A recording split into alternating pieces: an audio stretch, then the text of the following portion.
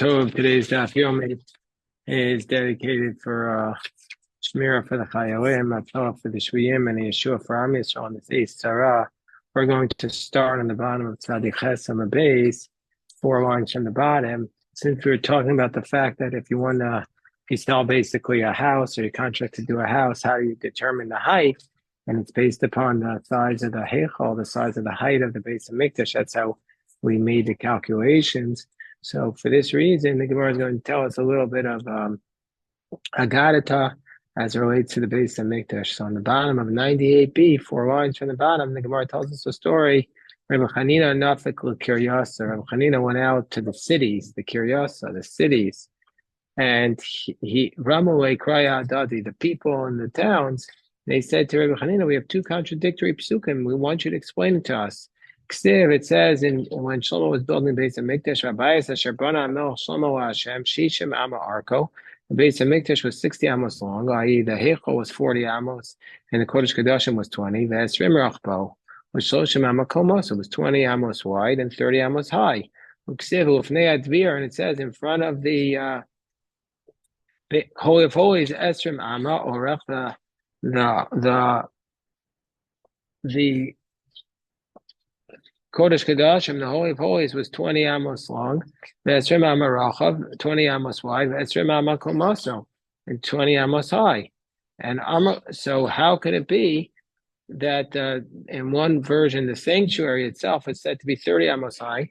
When you come to the Holy of Holies, it's 20 amos high. So the Gemara's answer is, no, when it says that the Holy of Holies was only 20 amos high, that wasn't counting from the floor. That was counting from the top of the kruvim. The kruvim in themselves were from the tip of the kruvim, and Rashbam explains that these kruvim are not the same kruvim that were on the Aron that Moshe built. Those kruvim presumably still remain there, but these were other kruvim which stood on the floor, and from their top it was 20 amos to the ceiling. So I mean to say those kruvim were at the 10 amos point, and from that point on was 20 amos tall. So the Gemara says, "My kamashma." Why does he have to tell us this? What they're telling us. The Gemara says, "A kamashma umata kamala." No, it's teaching us a tremendous chiddush on the top of 99a. It's teaching us the chiddush that the below is like the above. Mala, just like for the above, just like the airspace above, there's nothing there. It's just empty space. Afamata. Also below these kruvim, there's nothing there. Meaning to say that the kruvim were magically suspended in the space, and they did not take up any space whatsoever. B'saylel Rabbi Levi is actually a proof for Rabbi Levi. The Amar Rabbi Levi, Tamer Rabbi Yochanan, Davar Zem Mesoras Biyadenu.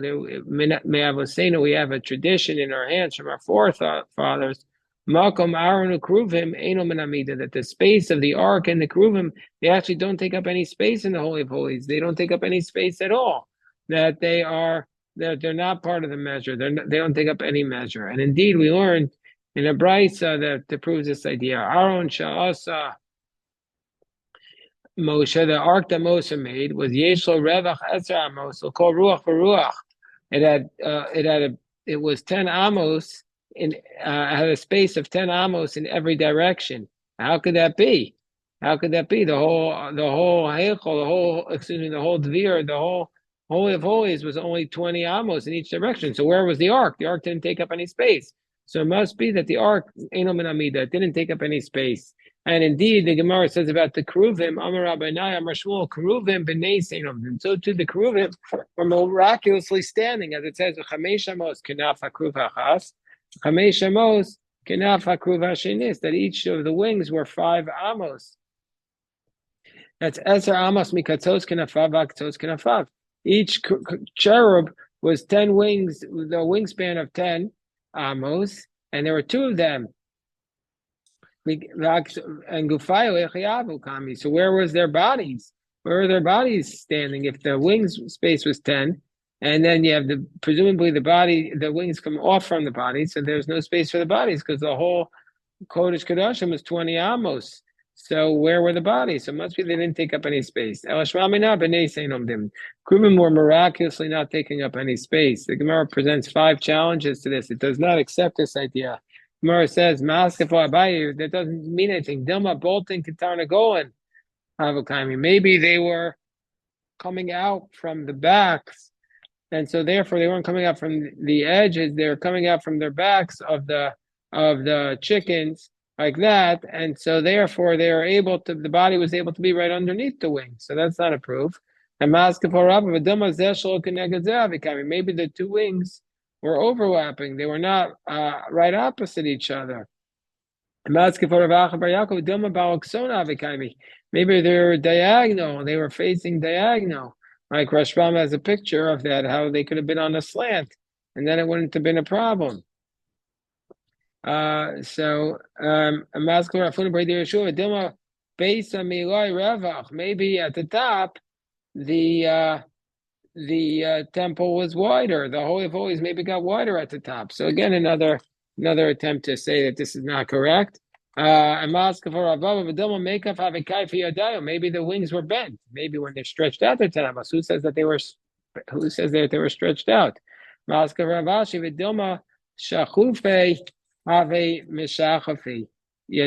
Maybe it was one wing was on top of the other, like a person who puts his hands together. So maybe they were overlapping like that. So for all these reasons, the Gemara is raising a lot of questions. So Kate said, I know them. Since we start talking about the Keruvim, they ask, how are they standing? Now we know Keruvim, the Gemara tells us in Sukkah, I think, Karavia, that it was like a baby's face. But how did they stand? If each one faced the brother, and the other one says that they were facing the main sanctuary. According to one who says that they each faced their brother, the different verse it says that they were facing the sanctuary. So, Lokasha. So we're not going. So it's not difficult. When the Jewish people did the will of God, they faced each other. And when they did not do the will of God, they faced the temple. When they did the will of God, then they first to put their faces one to the other. Rashbam explains like the example of the love of a male and female who love each other. And this was a sign that God loves the Jewish people. And that's how they were made initially, their faces facing each other, so that the divine presence can rest on the Jewish people, and the Jewish people will do the will of God. But when they don't do the will of God, then they face, through a miracle, their faces move and they face the temple, face the rest of the temple. So that's how he would explain it. According to one who says that they face the main sanctuary, what does he do with the fact that the verse states and they faced each other? That means they were facing the temple, but then they were turning like on a slant, like looking backwards towards each other. Tanya Unclus Ager Omer, Unclus, the convert, said, we know about Unclus, how he was the son of the Roman, or the nephew of the Roman emperor, and he converted, and then they tried to get him to come back, but instead he converted all the officers who went. And one of the ways he did it was he showed that by kissing the mezuzah, that Hashem is outside protecting our forces, not like the generals who stay behind. So Uncos Ager said, Keruvim Maasei Tatzuamim, they're the actions of little children, Mitzodim Paneim, and they turn their faces, Kitam and Aniftar Mirabah, like a student when he leaves his teacher, he doesn't turn his back completely, he's always looking back. That's how the Keruvim are looking. So now the Mishnah says, Misha Yeshlo Bor with Nim mi Beisa Shachavero. So somebody has, Rashbam says, basically either they had a division of an estate, or they bought it from somebody else, and he also bought an easement, so he has the right to go in there. He has his pit inside as well, inside the house of his friend, but he's still not allowed to go in whenever he wants. He's only allowed to go in when most people go in. And he's only allowed to leave when most people leave. And he's not allowed to bring his animal through the guy's house. And he's not allowed to bring his animal through the house to get water from the well. Uh, Meaning to say this was what the basic baseline division was.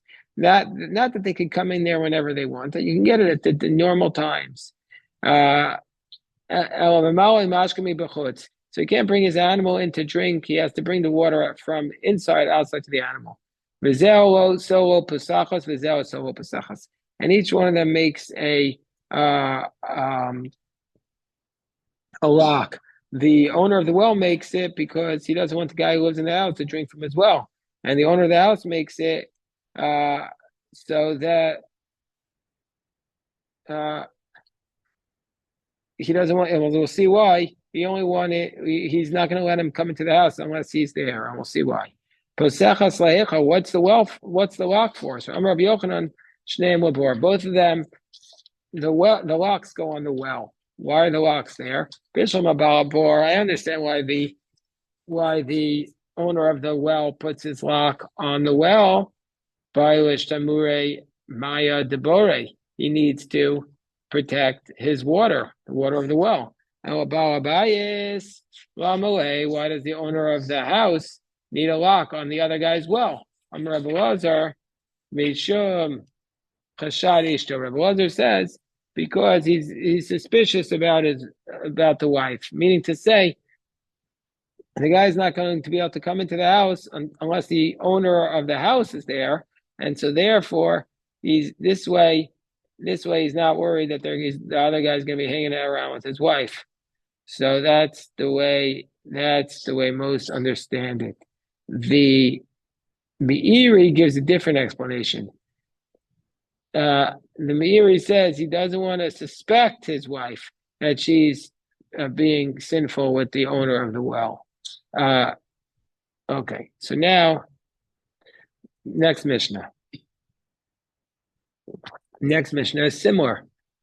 Mishayelo Gino, if Nim Gino. So somebody has a garden inside somebody else's garden. So basically, so one guy has a garden, or to get to your garden, you have to go through his garden. You're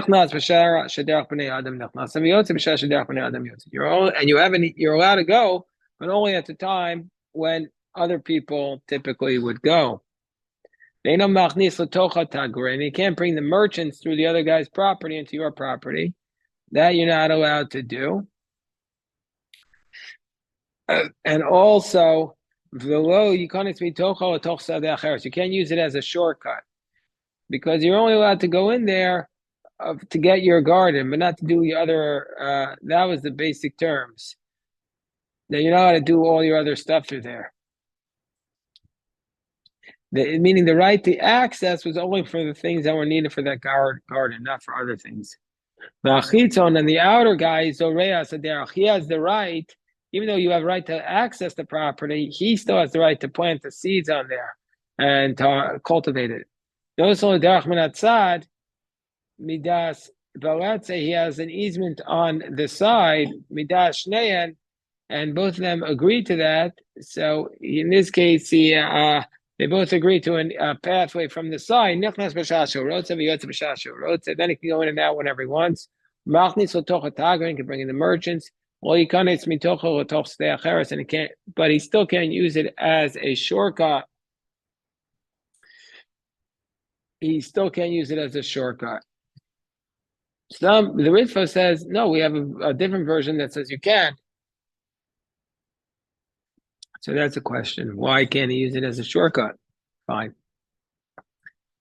And in this case, where it's on the side, neither one has the right to cultivate it because it's designated just for walking. Because the vegetation that you plant sometimes prevents people from walking. You had a question, Jeff? No, just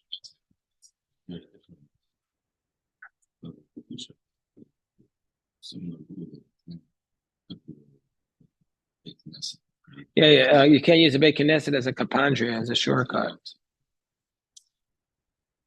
Things that have a purpose and use that purpose. Yeah. Used.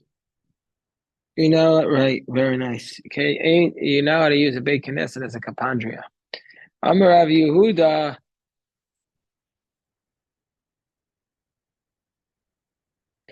Amar Shmuel, Amma Beis Shlachin Ani Mochercha. So the guy needs to irrigate his field, so he needs to get a trench. In order to get that, he has to take the water going through somebody else's path. The guy says, "I'm selling you a space for a trench. No single Beis Amos Otocha." So that you get two amos wide. That's 18 inches times two, 36 inches. In addition to that, you have one am on either side of it, lagapel, and that's the am on either side for its banks, for the walls. So that if the walls get messed up, you can fix them through this earth that'll take from these extra from the banks. So that's the principle that Shmuel taught, and Rabbi Yehuda taught his name. But if he says Ama beis akilon ani mocher says I'm selling you an Ama to dig a pond, I'm giving you a trench to dig a pond. Ama achas atocha. Then you only need one Ama.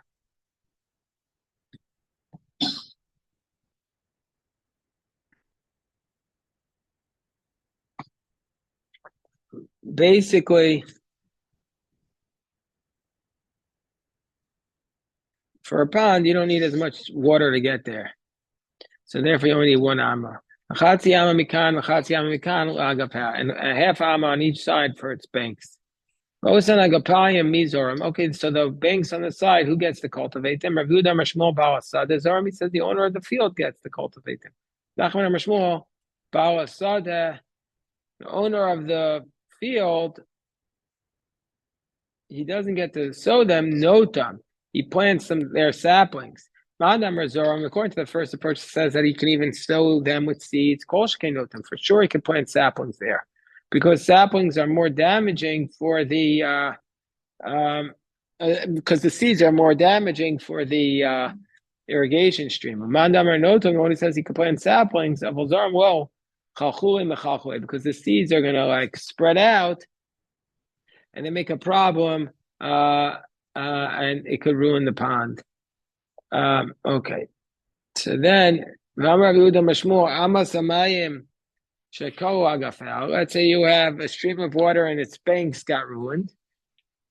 Then the guy who owns the pond, who got the stream for the pond, he's allowed to take earth from another place in the field and use them to fix the pond. Basically, he has a right. He's allowed to do that. Because why? Because where do you think that earth went? Went back into the guy who sold you the stream. It went back into that field. So therefore, you got to go in there and get it. Rapapa doesn't buy it. He says, why don't you say, he could argue, the guy who owns the field could say, your water in the pond, that's the one who washed away this earth. And so you can't take it from my field, because my field is other earth. Your stuff washed it away. Who knows where it is? Papa. So then what's the reason why, under these circumstances, he says that he could take the earth? That was the condition. The condition was, I'll give you the stream with the banks, and if the banks get ruined, you could come back and get more earth from my field. Next case, Mishai Sadeh Harabim Overes Latoch Sadeh. Says the Mishnah, somebody who has a communal path coming through his field, Natla, and then he says, you know what, I don't like you having this path, takes away V'Nasal Aminatzad, and he gives them a path, and he says, I'm going to give you, instead of having the street walk through my property, I'll give you an area on the side. Okay, he gave them a path on the side, that's valid. But he wasn't his seizure is not work. Let's say he has an individual path. Let's say you sell a guy, you have a path for you to walk through. That's Dalet Amos. It's 4 cubits. Derech Harabim, if it's a community's path, Sheish Esrei Amma. They need more. They have 16 Amos. Derech HaMelech, if it's a king seizing a path, Ein Lashir, there's no limit. Eminent domain. He can take whatever he wants. derech hakever, if it's a path for a grave, ein lo shir, the grave needs to go, there needs to get a path to a grave through your property, then there's no limit because they need their space. Hamavir dayane hamamid. This was a practice that was connected to the escorting of the dead. They used to gather outside after, we'll see more in the Gemara on Daf Kuf. They would gather outside as part of the funeral procession. Dayane Tipura Amr Beis Arba Kavin. The judges of Tipori said you have to give him a space that's the size of four. They can grow there 4 kavim of grain. That's how big the space is. So Gemara is going to ask the following question. Hold on, this is the daf for Rosh Hashanah.